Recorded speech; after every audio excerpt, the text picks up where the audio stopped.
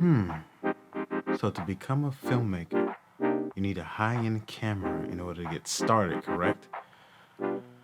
Well, here, man, first, we're gonna teach you that you don't necessarily need a high-end camera to get started in filmmaking. You can get filmmaking right in your pocket.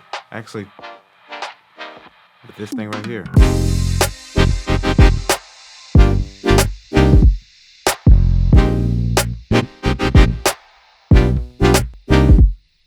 So welcome back to another episode of Mind First.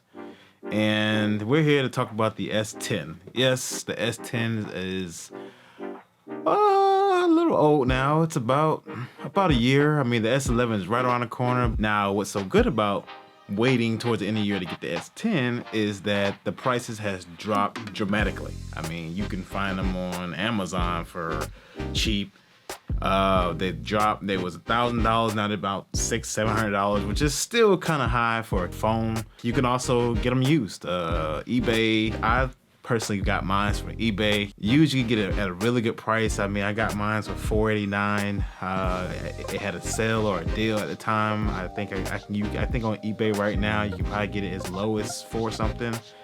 Might have little scratches, maybe little nicks. S10 is a phenomenal phone. At the beginning of the year, I mean, it's almost bezel-less. It was a major depart from the S9. Specs, I mean, the specs are great, man. I'm not here to talk about the specs. I'm pretty sure you can find that. This is the old phone, so you can probably find it anywhere on YouTube right now. We're just here to talk about the cameras, and yes, I know the cameras are pretty good. Samsung is known for having pretty good cameras. It kind of sucks because with the iPhone 11 and the Note 10 within its own Samsung line, it has pretty much pushed the S10 in the back of the line. Pretty much the S10 recently got an update, and the update pretty much gave you all the features of the Note 10 minus the S Pen features. One thing most people don't talk about the S10 cameras is that it does shoot log. Yes, it shoots log, which is, I'm surprised I really didn't hear from much. A lot of reviewers didn't really talk about the fact they shot log.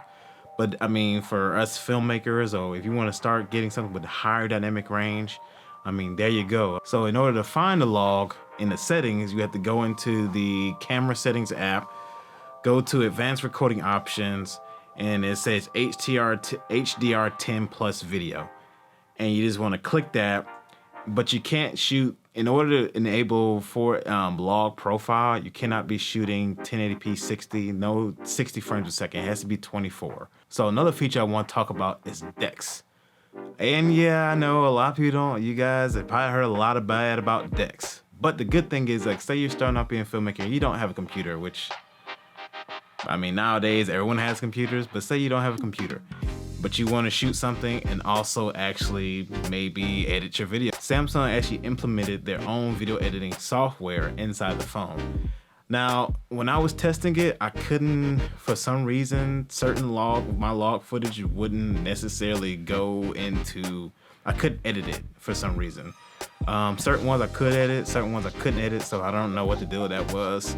When I shot 16:9 log footage, it would edit. Maybe if I shot 9:16, it probably would edit, but for some reason I had an issue with that. Another feature with DeX is that it pretty much gives you a desktop experience. It's not perfect. I did run into some issues, especially with the YouTube app. It's just like, it's bad. I would say if you really want to use YouTube on the DeX, I would say go into the Chrome browser and use it. But for the most part, the DeX for certain applications didn't work as well as it should. But I mean, overall, I mean, it's great. The idea is there. I mean, the fact that computer built inside, pocketable in your pocket. But I would say to kind of get it usable, you probably need like a keyboard. And there's a little I got on Amazon, I bought a little Bluetooth keyboard with a little mouse pad, and it works great. I mean, the mouse pad is kind of small, but luckily I had a small little mouse hanging around that I use on my laptop that I pretty much used for the whole DeX thing. But for me, I mean, it's doable. It's really doable. The Note 10 had a feature of live focus video, which the S10 didn't have, but recently they just had a recent update like that pretty much gives you live focus video. And I know it's a gimmick, but the good thing about it is, say you want to get a shot at the field and you want to make it look a little more cinematic than just having everything focused, because with smartphone cameras, everything's usually in focus. You don't, unless you're really up close, like I mean, really up close. You may get a shot of the field, but you have to use the main camera. But with the live focus video, you actually get like an artificial type of sharp depth of field, which is kind of good, but you have to know how to use it. But you have to make sure the subject is not too far, because then it starts to look kind of fake and it starts to look artificial. So you want to have it more like close. Another thing is the video editor. I know I talked about it earlier, but the video editor is, I would say it's decent. But it's good enough to that you don't have to, because before I was using Adobe Rush, and Adobe Rush is great, especially if you go through DeX. I think with Adobe Rush and DeX pretty much works pretty good, because it's like pretty much having Adobe Premiere on your phone. But I'll say the Samsung video editing is pretty decent. It's not the best, but it's doable. Okay, so another thing I want to talk about is the cons. And there are some cons, and obviously, you know, dealing with smartphone cameras, they are not the greatest. I mean, they usually always have a downside. And the number one downside of this camera, well, most every smartphone is low light, especially in video.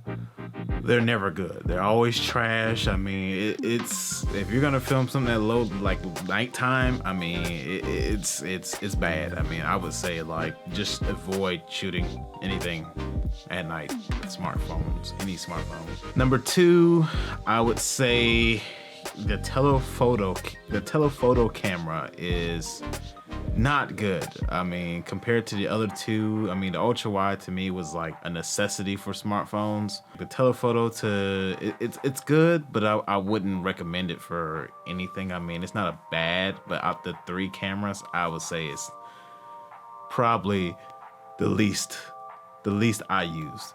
I would definitely say DeX. It's great. It's good. It's good for what it is, but there is some downsides to it. I mean, to me, it's not bad. I know some people just talks about it and they just talk about how bad it is. To me, it's not that bad. It's just some things they need to tweak a little better.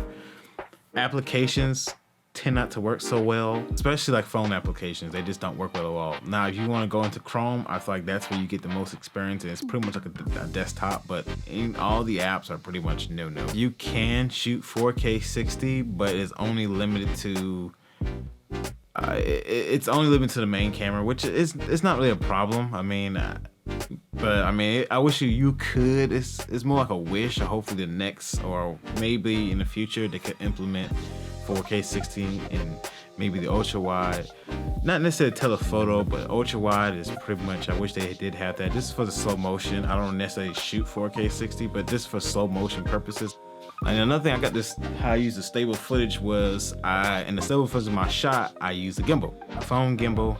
And if you guys want to talk about, I got it right here. So this is the Moza Mini S. And I mean, this is how I got most of my footage. And I mean, it's good. I mean, you guys want me to give a review, just let me know in the bottom. And I can go into details how to use it, how to get stable footage, because it's not perfect. You really have to somewhat learn how to use it.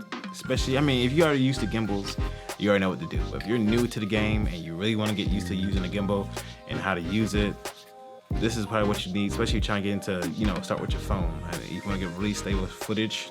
Tell me what you think about the review. Like I said, it's old, it's down, but it's not out.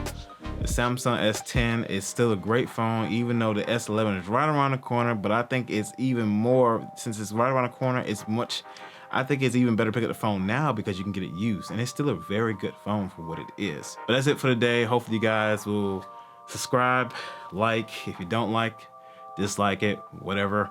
Come back. I see you around. Mine first.